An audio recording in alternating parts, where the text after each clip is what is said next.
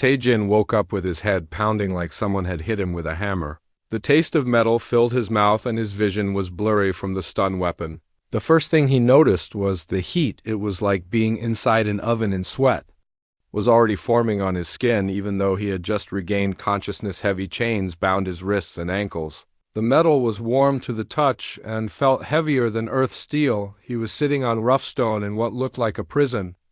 The walls were made of the same red rock and there were no windows, only a small opening near the ceiling that let in burning hot air through the bars of his cell. He could see other prisoners. Most were aliens he did not recognize, but a few looked almost human. They all had the same defeated look in their eyes, the expression of people who had given up hope. Some had terrible scars and missing limbs, showing they had survived the arena at least once. The sound of heavy footsteps echoed down the corridor, and 3 Corvan guards approached his cell. They were even more intimidating up close with their gray armored skin and glowing red eyes. One of them was clearly the leader with golden markings on his armor that showed his rank.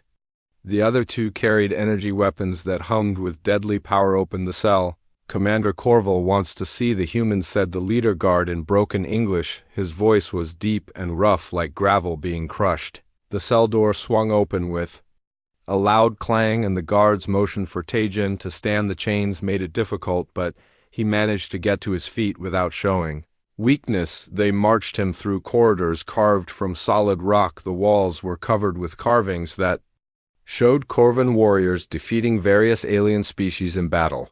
Some of the carvings were so detailed that Taejin could see the terror in the eyes of the defeated enemies. It was clear the Corvans took great pride in their conquest of other worlds. The corridor opened into a massive chamber that took Taejin breath away.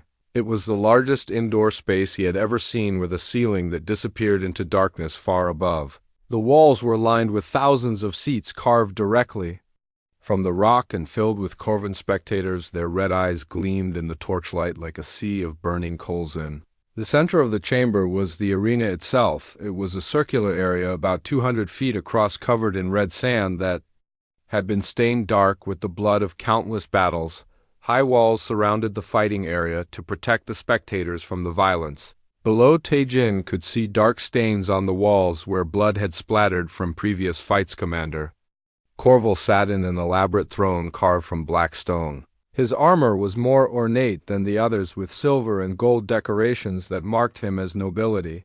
In his massive hands he held a goblet made from what looked like a human skull. He took a long drink and smiled, showing teeth that were filed to sharp points. Welcome to the great arena, human, said Corval, his voice booming across the chamber. This is where warriors prove their worth and weaklings die for the entertainment of their betters. You should feel honored. Few humans have been deemed worthy of fighting here. Most of your kind dies too quickly to be interesting.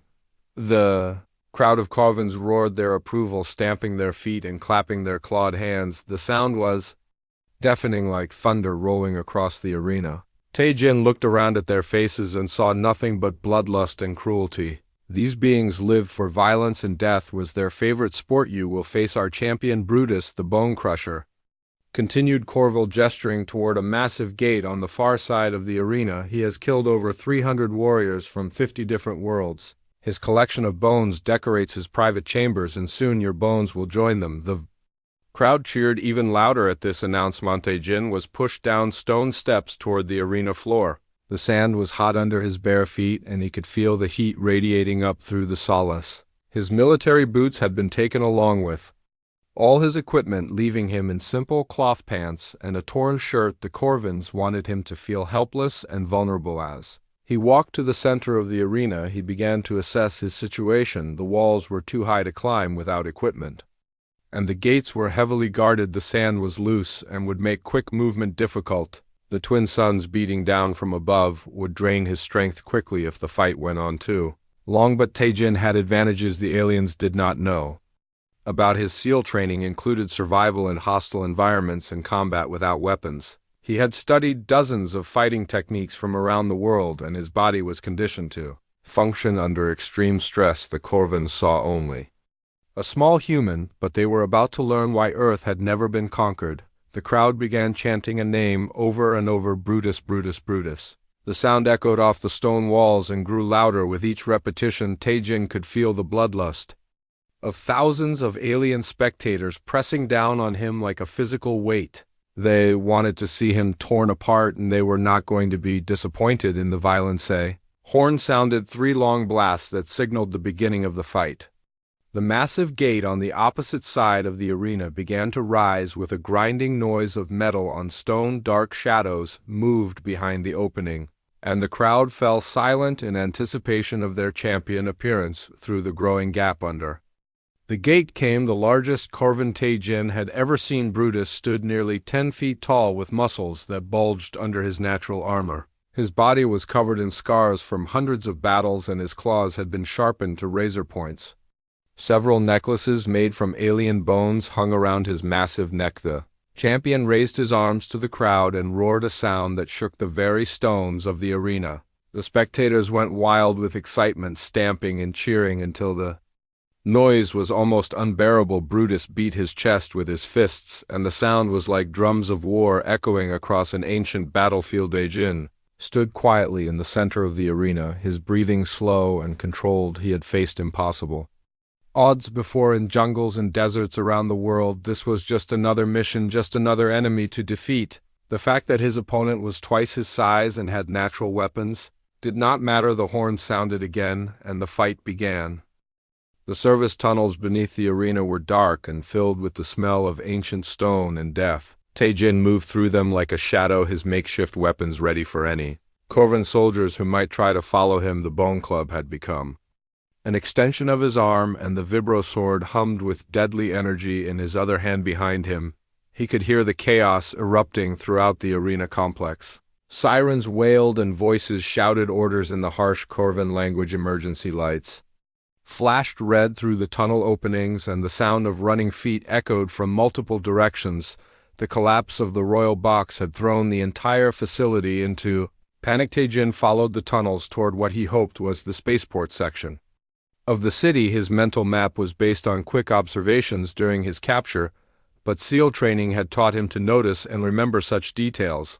The tunnels seemed to head in the right direction, and fresh air currents suggested an opening ahead. He emerged from a drainage grate into an alley between tall buildings. The Corvin architecture was all sharp angles and dark stone, designed to intimidate rather than welcome. The streets were filled with civilians running in panic as word of the arena disaster spread through the city. No one paid attention to another figure in the shadows.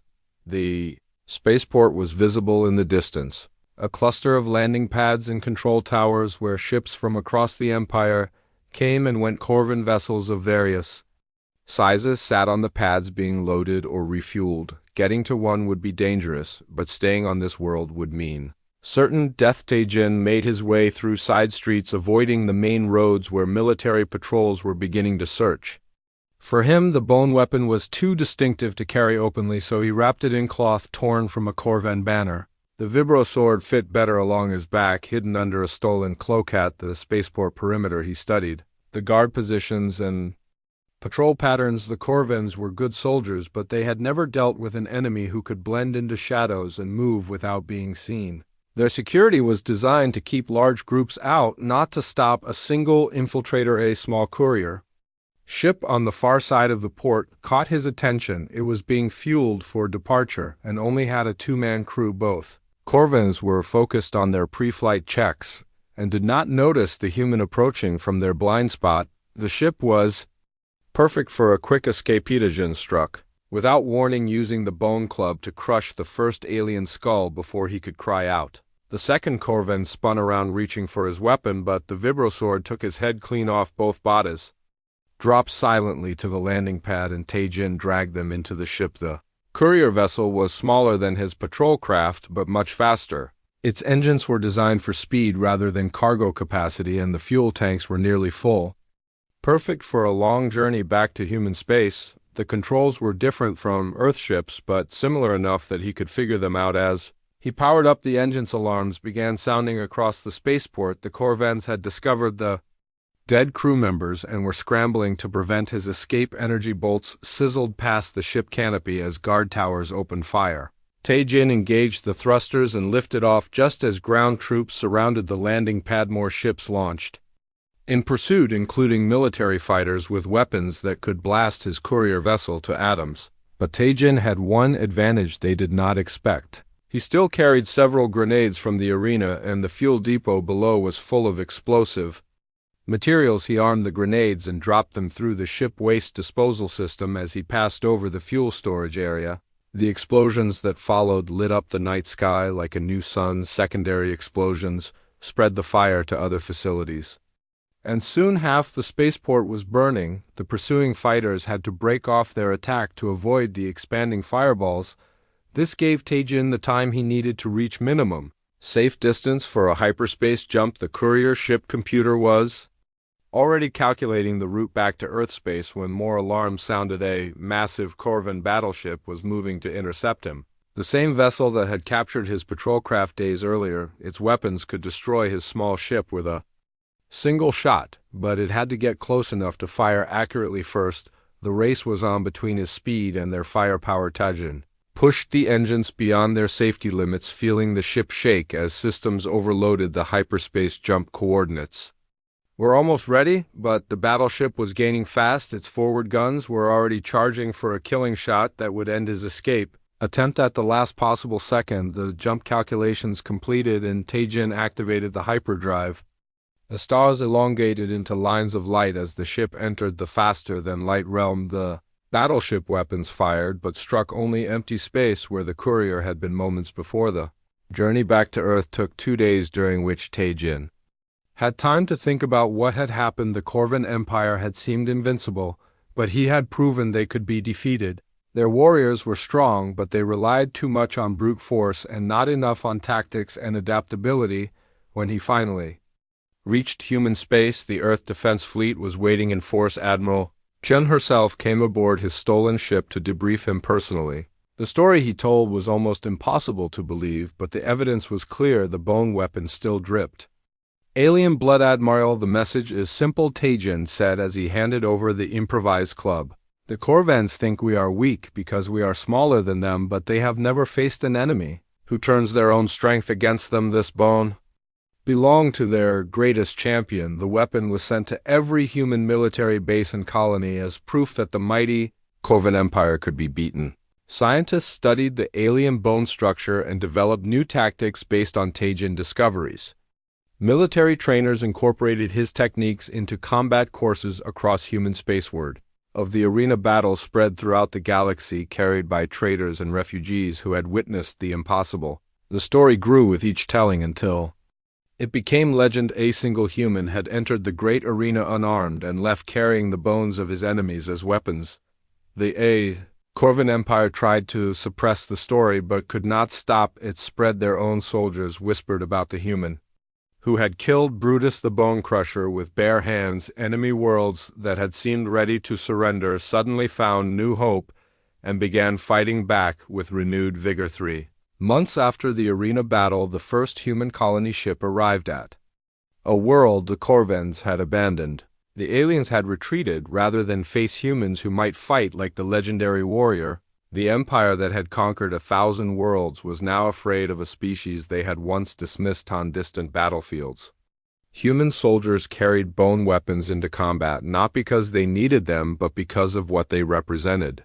Every alien enemy who saw those improvised clubs remembered the story of Taejin and wondered if they were facing another warrior who could turn their own strength against them. The Corvan Empire expansion stopped completely as their military focused on defending existing territory rather than conquering new worlds. The mere possibility that more humans like Taejin existed was enough to paralyze their war machine. Fear spread through their ranks like a plague. Years later, when peace treaties were finally signed, the Corvan ambassador asked to meet the human who had changed the course of galactic history. Taejin was by then a general, but he still kept the bone weapon on his office wall as a reminder of what one determined soldier could accomplish. You taught us something we had forgotten, Ambassador, the Corvan said respectfully. Strength without wisdom is just another form of weakness. Your people are warriors in ways we never imagined. We thought weapons made fighters, but you showed us that fighters make weapons. The legend lived on, inspiring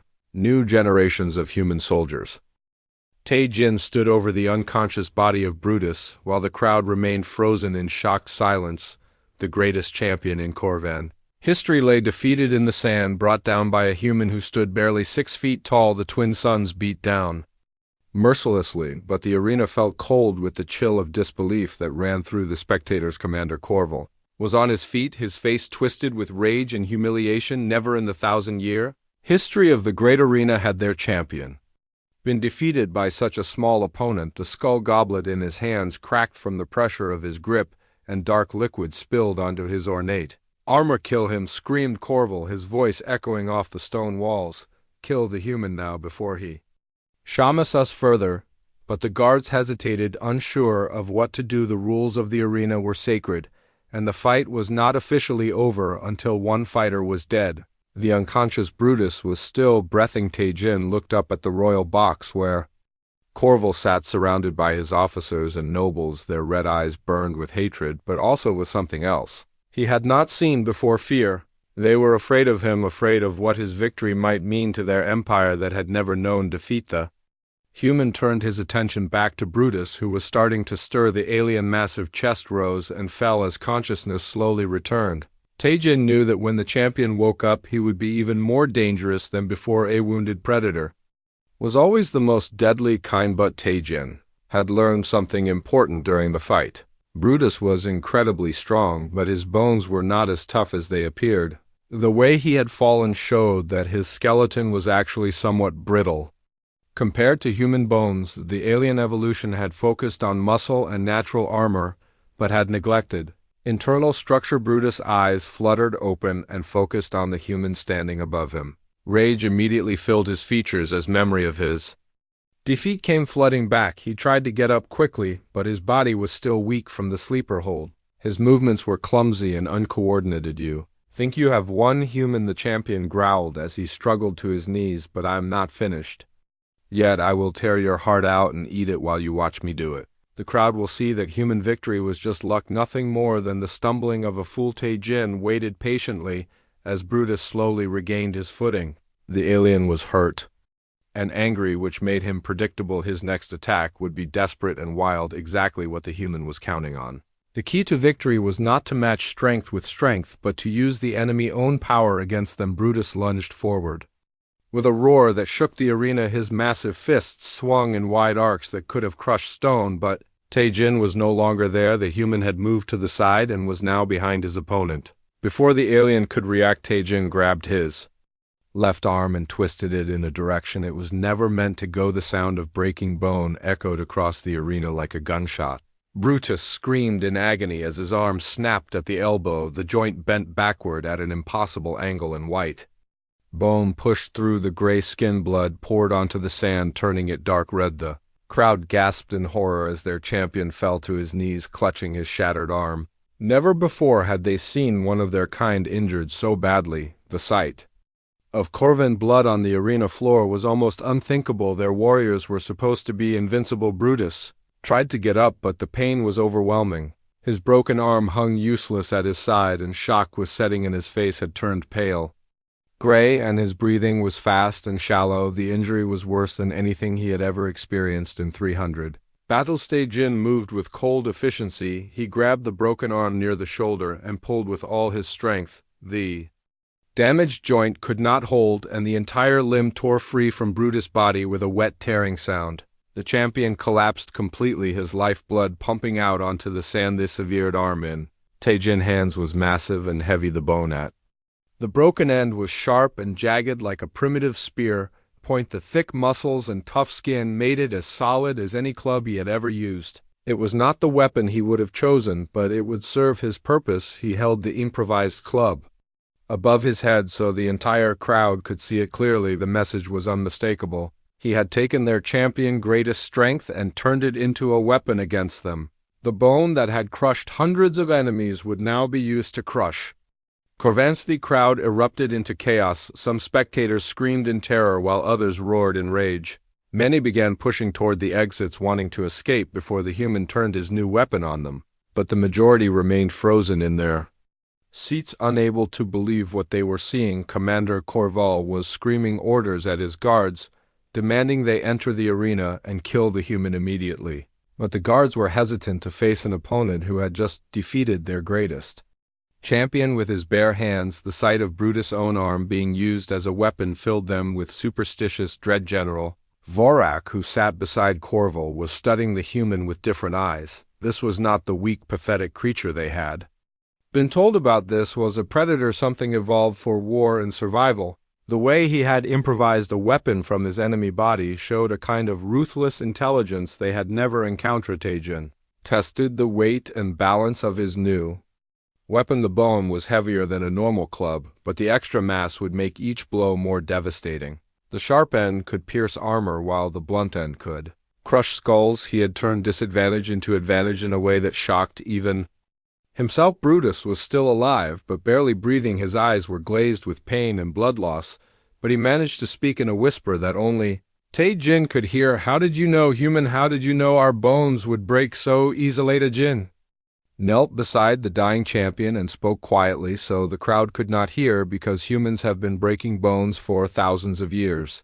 "We know exactly how much pressure it takes and where to apply it. Your people are strong, but you have never fought anyone who studied your weaknesses." The alien nodded slightly as understanding dawned in his fading eyes. "You are not just a warrior human, you are something else, something we did not expect." With his last breath, Brutus whispered a warning that chilled Taejin to the bone. "They will send everything they have to kill you now." The champion eyes closed for the final time, and his massive body went still. The greatest warrior in Korvan history was dead, killed by the very strength he had been so proud of. The crowd fell silent as they realized their invincible empire had just suffered its first real defeat. Taejin stood up and faced the royal box where Corval and his officers sat. He raised the bone weapon high above his head and spoke in a voice that carried across the entire arena. "This is just the beginning."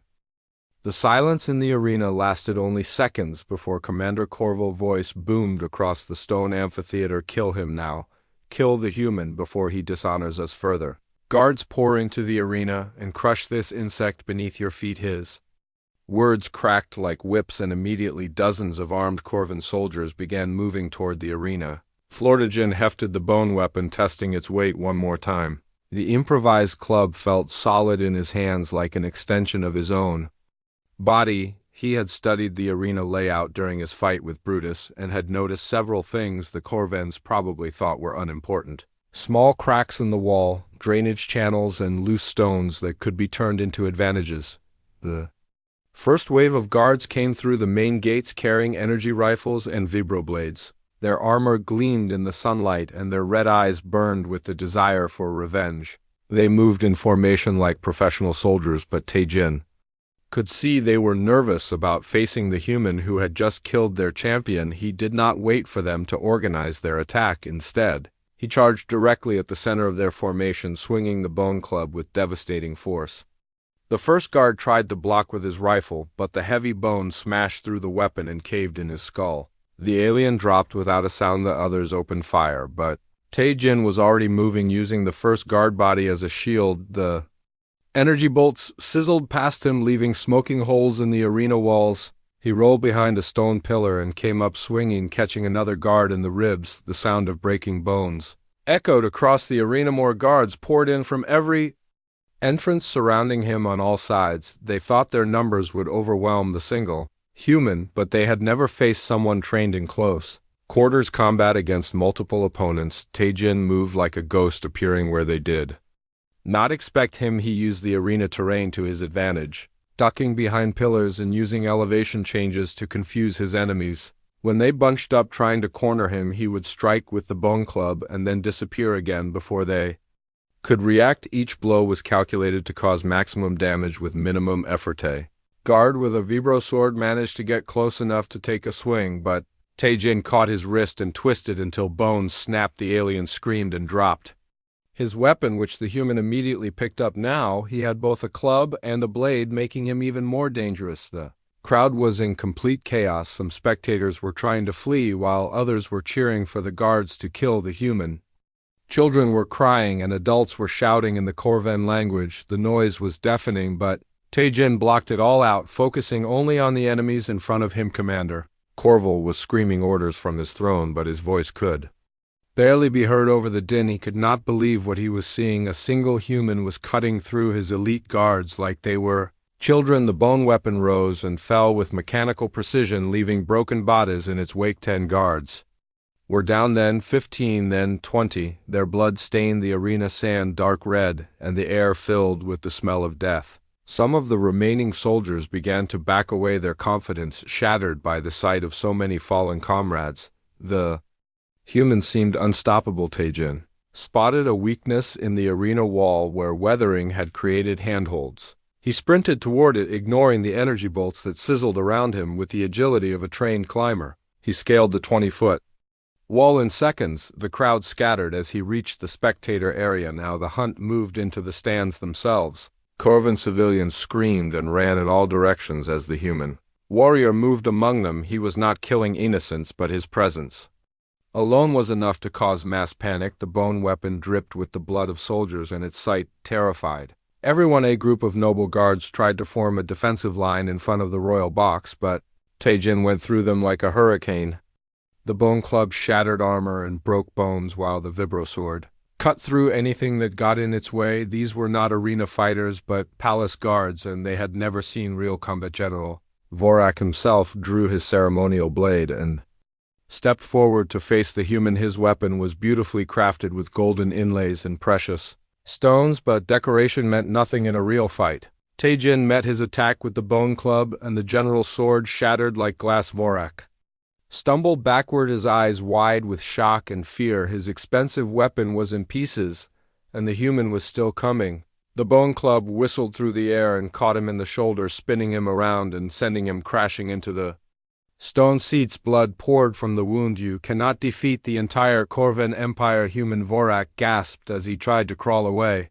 We have 1,000,000 soldiers on 1,000 worlds. You are just one man with a piece of bone. What can you possibly accomplish against such number? Taejin looked down at the injured general and smiled coldly. One man with a piece of bone just destroyed your champion and 20 of your best guards. Imagine what 1,000,000 humans could do with proper weapons. The thought made Vorak's face turned pale. With Terramore guards were pouring into the arena from outside barracks, but they had to climb the same walls. Taejin had used this, gave him time to position himself at the top where he could fight them one at a time. As they reached the spectator level, it was the perfect defensive position. He struck down guard after guard as they tried to climb up to him.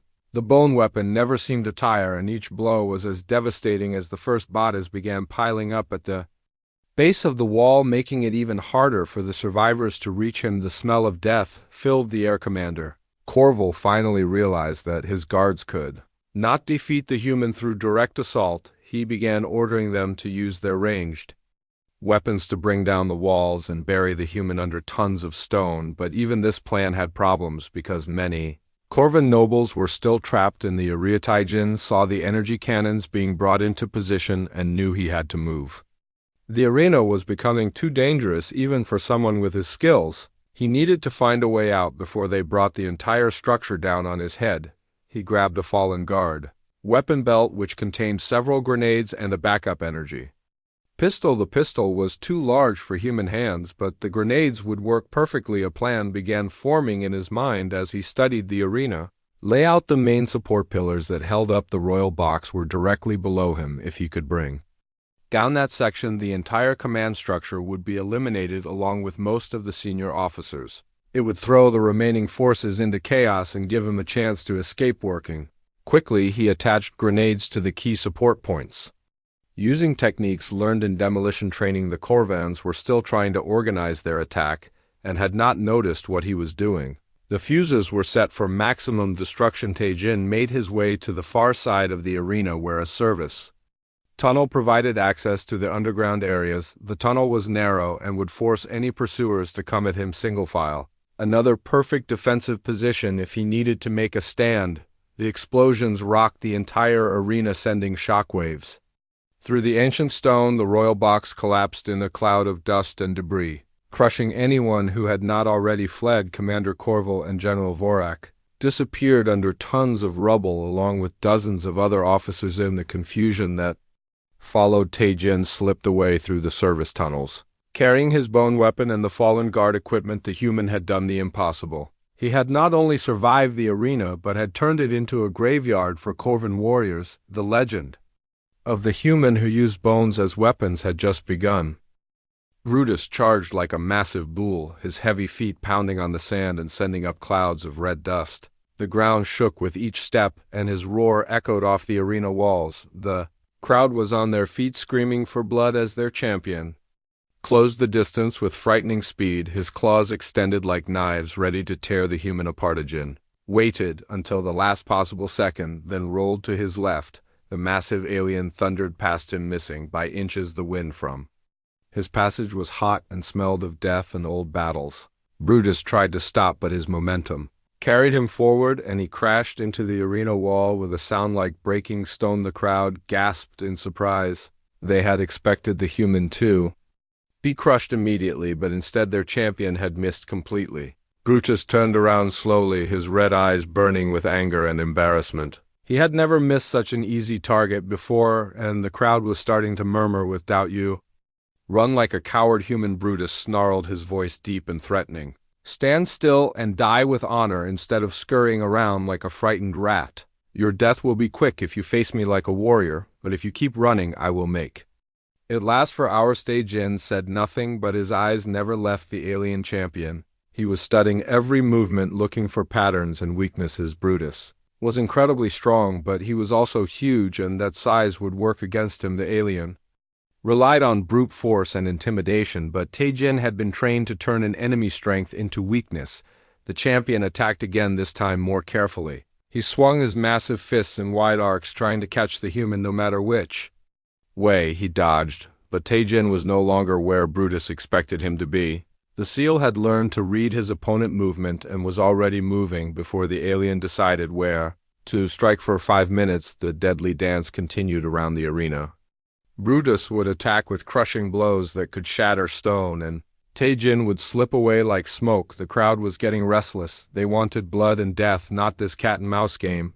Some began to boo and throw things into the arena. Sweat was pouring down Brutus' face, and his breathing was becoming heavy. The twin suns above were like furnaces, and his massive body was overheating from the constant attacks. He had never fought an opponent who could avoid him for so long. Most enemies either stood and fought or died quickly while running away. Tae-jin was also feeling the heat, but his conditioning was better than the alien realized. Years of training in deserts and jungles had prepared his body for this kind of punishment. He was conserving his energy while forcing Brutus to waste his. The strategy was working, but he needed to be patient and wait for the right moment. That moment came when Brutus stumbled slightly on the loose sand. His left foot slipped, and for just a second he was off balance. Tae-jin moved like lightning, grabbing the alien massive wrist and using his own momentum against him. It was a perfect judo throw that sent the champion flying through the air. Brutus hit the sand with tremendous force, creating a crater where his body landed. The impact drove the air from his lungs and left him gasping like a fish out of water. The crowd fell completely silent, unable to believe what they had just seen. Their undefeated champion had been thrown down by a small human. The alien tried to get up, but his movements were slow and unsteady. The fall had shaken him more than he wanted to admit. He had never been thrown before, never felt so helpless and vulnerable. His pride was wounded almost as much as his body, and rage was building in his chest like molten lava. "Now you will die for that insult, human," Brutus roared as he finally made it to his feet. His face was twisted with fury and his claws gleamed in the sunlight. "I will tear you apart, piece by piece, and feed your remains to the scavengers. No one throws Brutus the Bone Crusher and lives to tell about it." The throw had done more than just knock him down. It had shown the crowd that their champion was not invincible. A few spectators began to whisper among themselves, wondering if the human might actually have a chance. Some even began placing bets on how long the fight would last. Brutus charged again, but this time his attack was wild and unfocused. His anger had made him careless, and Tae-jin was ready for it. The human sidestepped the clumsy charge and struck with surgical precision. His fist hit a nerve cluster in the alien neck, causing Brutus to stumble and crash into the sand again. The second fall brought complete silence. To the arena, the crowd could not believe their eyes. Their greatest warrior was being outfought by a creature half his size. Some of the younger Corvans began to look worried while the older ones leaned forward to get a better view of this impossible. Battle Brutus got up more slowly, this time his confidence shaken for the first time in his long career. He had crushed the bones of hundreds of warriors, but this human was different. The small creature fought with a skill he had never encountered.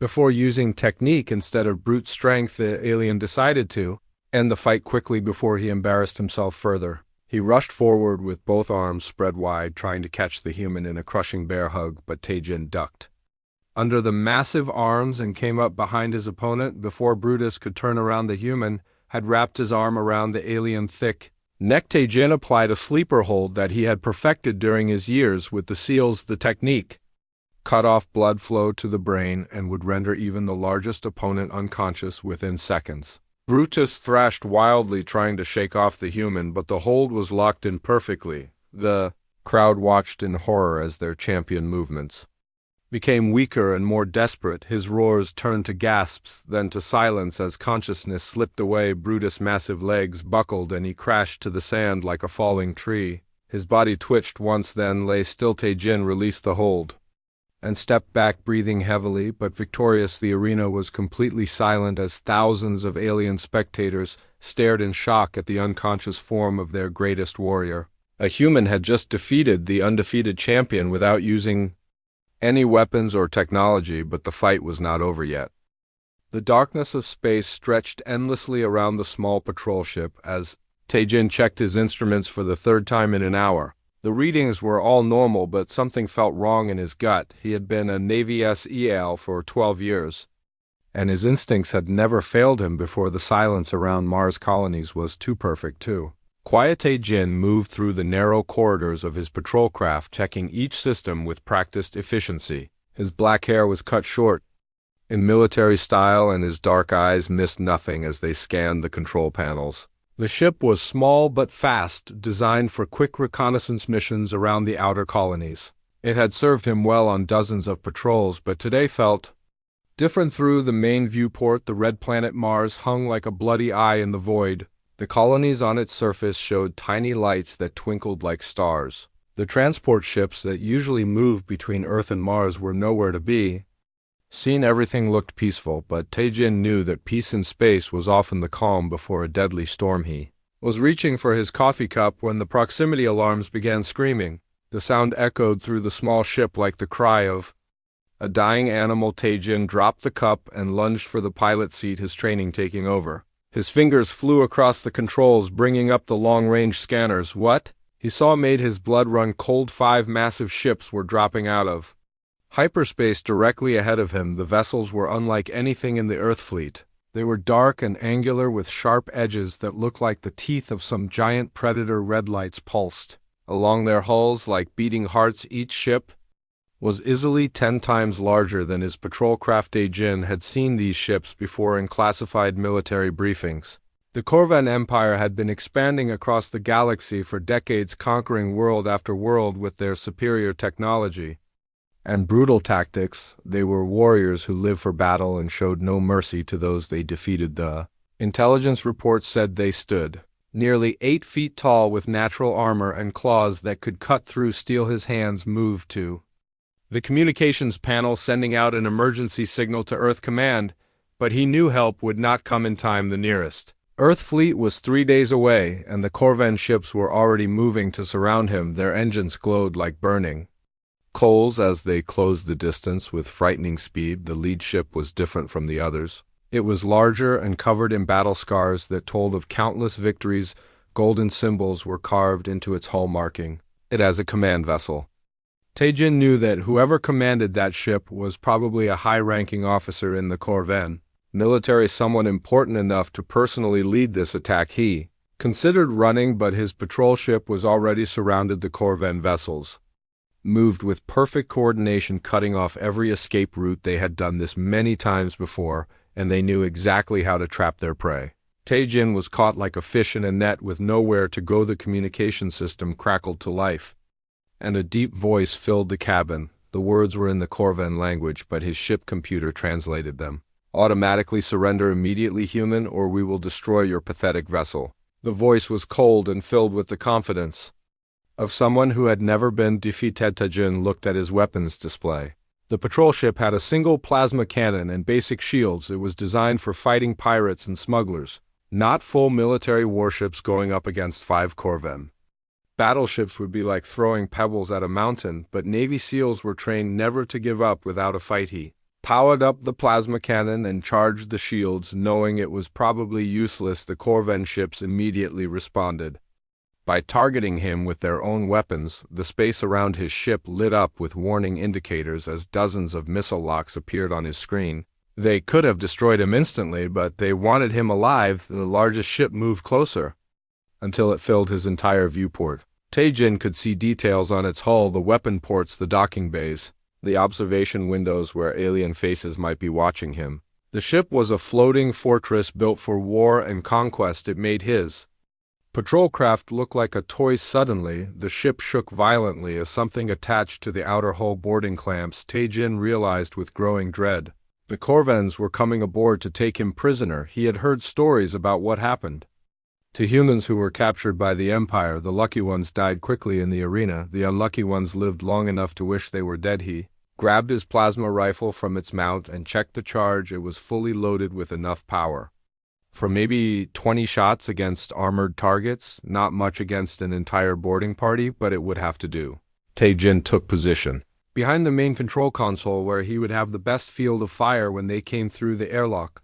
The sound of cutting tools echoed through the ship as the corvettes burned through his hull. They were in no hurry since they knew he had nowhere to run. The smell of melting metal filled the air and red-hot sparks began falling from the ceiling like deadly rain. Taijin controlled his breathing and waited for his moment. The airlock exploded inward with a deafening crash, and smoke filled the cabin. Through the haze came the first corvette soldier. It was even bigger than the intelligence reports had described, standing nearly 9 feet tall with gray skin that looked like natural armor. Its eyes glowed red in the smoke, and its claws gleamed like polished knives. Taijin opened fire immediately. His first shot caught the alien center mass and sent it stumbling backward. The plasma bolt burned through its armor, but did not drop it. The creature roared in pain and anger, then charged forward with shocking speed. Its claws slashed at the air where Taijin had been standing just moments. The 4 more corvettes poured through the breach, moving with military precision.